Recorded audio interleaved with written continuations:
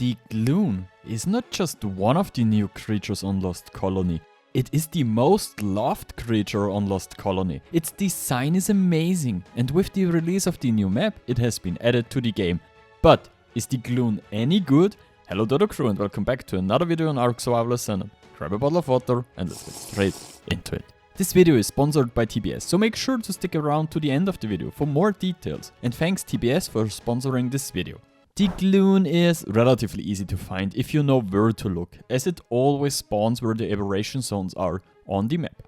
Wherever debris from the crashed aberration arc has landed, hordes of revenants spawn, and each of these hordes has a Gloon that serves as a guard.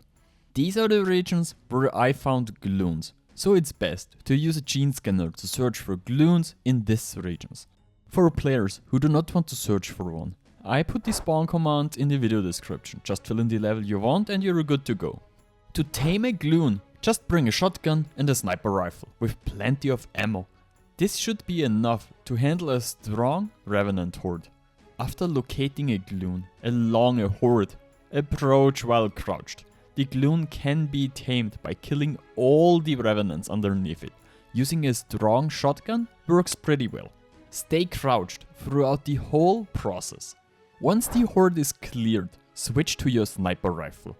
The Gloon will remain in the air and the key is to target its eyes and the rays shooting from them. Each successful shot presses it closer to the ground and the eyes shrink slightly with every hit.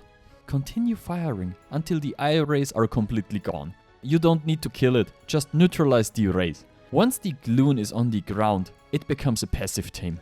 It can be fed basic kibble, plant species R seeds, or any type of mushroom to complete the taming process. After we tame the Gloon, it is a shoulder pad, which we simply can pick up and drag from our inventory into our hotbar. As soon as the Gloon sits on our hand, we got a few different modes we can use. With the R key, you can toggle between the modes of your Gloon on your shoulder. The first mode we have is the eye beam, which has a charge, and you can see the charge my Gloon currently has in the bottom. When we use it, it consumes the charge and fires a beam that does a little damage, which increases the longer you shoot at the enemy. This damage caps out quite quickly, but overall, it's not too bad and can do a good amount of damage in the long run. And it can ride in the snow. With the Mesmerize beam, you can illuminate and hit creatures that attack you, confusing them so that they no longer know what they wanted to do and simply stop attacking you. To do this, you have to shoot at the creature for a short time, and when the effect is triggered, the creature will immediately leave you alone and leave you in peace. This works on pretty much all creatures or in PvP, essentially like the fear of a Yuti, which causes creatures to either stand still or run away from you. It also slows creatures while being hit by the ray. With the third ability, the Necrotic Mark, we can now hit our opponents who are then attacked by the surrounding creatures. It's basically like a taunt from MMOs or other games that ensure that all creatures can only attack the marked opponent. You can see this in the purple tumors that hang on the marked opponent. In addition to its active abilities, the Gloon also has a few abilities in its radial menu that don't do much in the game directly, but can be incredibly strong in a run. So I'd like to quickly go over this as well, so you know what else you can do. We already know the first ability from other creatures, it's the slow fall. It is essentially a permanent parachute that you can have with you wherever you carry the Gloon on your shoulder. This helps you when you've been picked up by a flyer or want to jump down without taking fall damage. In addition, the Gloon can automatically use some of its abilities when sitting on your shoulder to save you from dangerous situations. For example, to get away from players who have grabbed you or to run away from large carnivores, you can activate Auto Mesmerize and set it so that it only works on certain creatures above a certain weight, so that the Gloon automatically confuses creatures that attack you.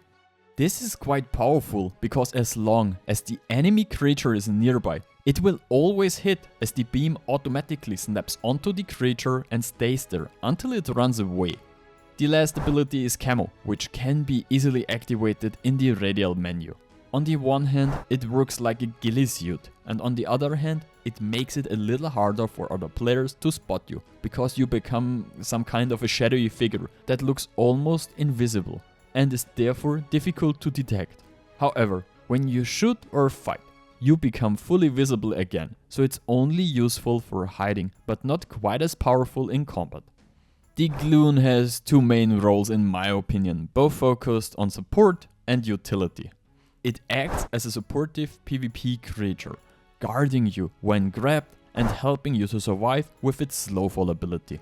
Its other abilities make it extremely useful for taming other creatures, providing protection and control during the process. Okay, I love the Gloon. We didn't know we needed, but we needed it. And everyone should be glooning right now. The design is awesome, it's a strong creature, and the taming concept is a great idea. Well done, Wildcard. Are you tired of playing alone on a dead server? Sick of lag, wipes, and admins who never show up?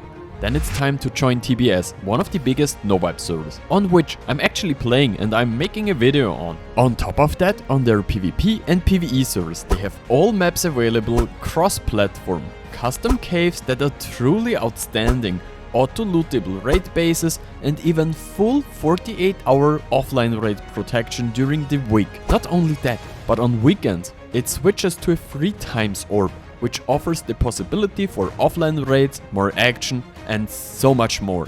A maximum of 4 players per tribe is allowed, and there are cash prizes for the best tribes.